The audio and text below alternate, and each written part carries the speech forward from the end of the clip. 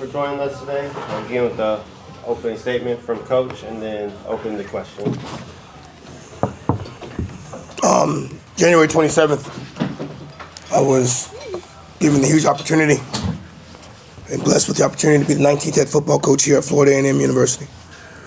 At the time, as I was hired, it was asked by myself to maintain the high level of excellence that this football team had shown over the last 4 or 5 years, especially the last 2, because that's when I joined the staff. What was shown out there today, a lot more was lost than a football game today.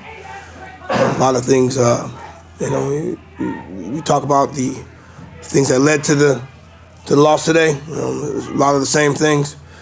Not take care of the football, penalties, and not being as good as we needed to be situationally. At the end of the day, when you leave the stadium, not good enough. Not good enough. So you got to make some really, really hard decisions internally. But that's not a 5-5 football team sitting in our locker room. I mean, that's what our record is.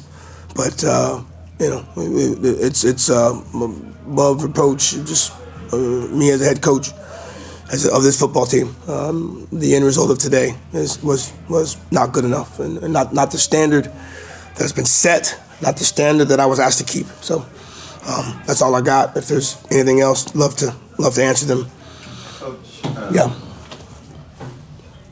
You look at this team and you go like, what would happen? Have you been able, I know you haven't seen the film yet. You will look at the film, but have you been able in the last few minutes between the end of the game and coming here, figure out what would happen?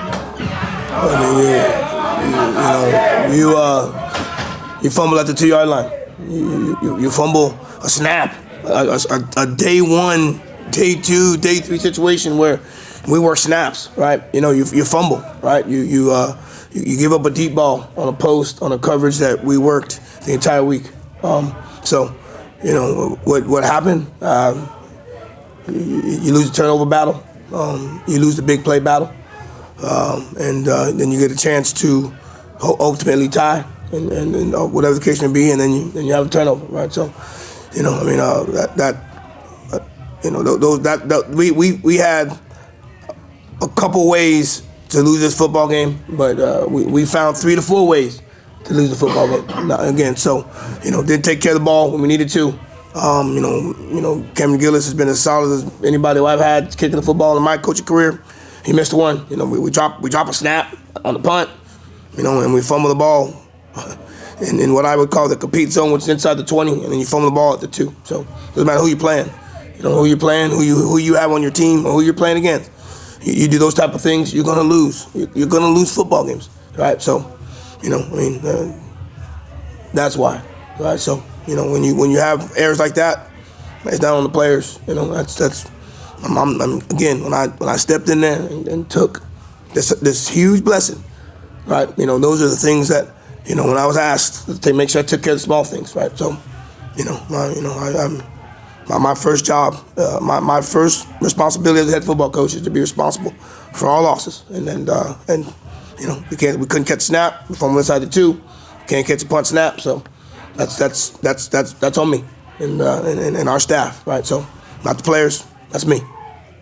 Coach, the message, Jalen Scott, WNL Sports. Hey, how you doing, boss? I'm doing good. The coach, this message for the last 2 weeks has been kind of short-term memory, but now it means that more than ever going into Classic Week. So how do you prepare your guys going into next week? Well, I was short but sweet in the locker room today after the game. It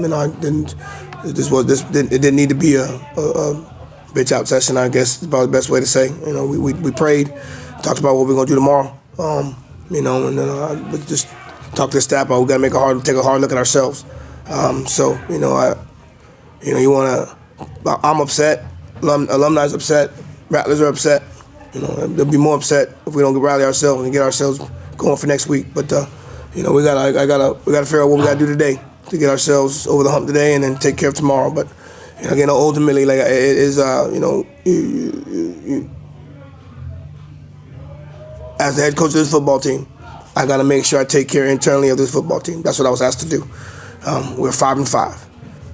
You know, I haven't done that right now. So internally, I gotta make sure I take care of that. And you know, might have to make some hard decisions. I don't know yet, but you know, we're better than this because I've seen it. I've lived it. I've been a part of it. And again, when I was asked for this opportunity and was given this opportunity, I said that we want to maintain the standard. So, you know, we're 5-5. That ain't the damn standard around here.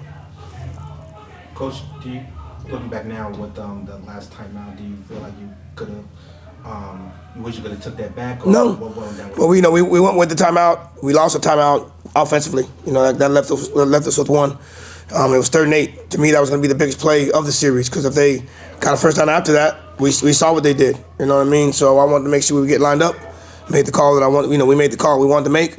You know, and letting everyone know what we were in, what we were doing. You know, so ultimately for us, like that was, to me, that was the ball game. We needed to stop them on first down. We needed to stop them from getting the first down. So, you know, we talked about the plays they were going to run. We talked to coordinators. We talked to the players about what we were expecting.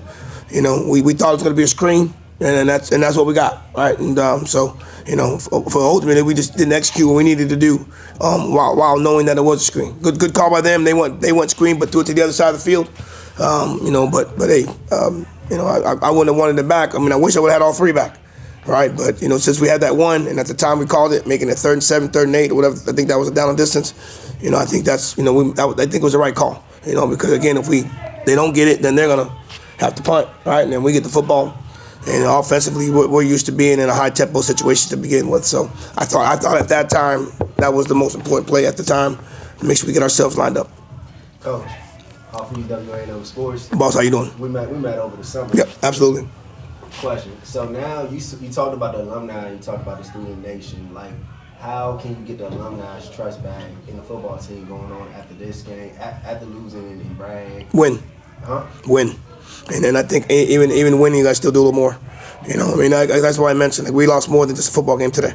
You know, there was a lot of respect for that streak. You know, there was a lot of things that streak you know, dealt with for a lot of people. You know, a lot of people that have gotten themselves over the hump, get to this point. You know, respecting home.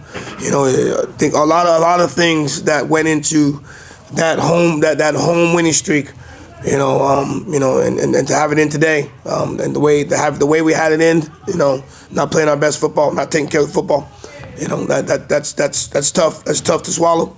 You know, but that's what it is, right? So now, how do you get the alumni back? You know, you got to win, right? You got to win. I mean, you ain't gonna be mad at me. I'm mad at myself. You know, but you know, I think there's, you know, whether it's next few days or you know, or whether it's at the end of the season, you know, some tough decisions got to be made, right? We gotta. Again, I don't want to reiterate it, but I just feel that, you know, there's a standard that was set here. You know, and you know, I've been in Tallahassee for 10 years, you know, in different times of my life. And regardless of where I was, I know what the standard here is at Florida A&M. You know, and losing on home field, you know, not winning the games we're supposed to win, not being a part of any type of playoff talk. You know, that didn't happen these last 2 years, you know, and now it's not happening now. So, you know, again, I just think it's important that, you know, again, we gotta rally the troops, or whatever the verbiage may be, you know, but we got to get ready to win. Got to get ready to win to play a Bethune team that, you know, when you looked at them in the beginning of the season, you know, you might not have thought the game was going to be what it was, but, you know, Bethune's now, you wonder how Bethune looks at us right now. You know, how are they going to see us? So they're going to come in probably like Mississippi Valley, confident, thinking that they can beat us.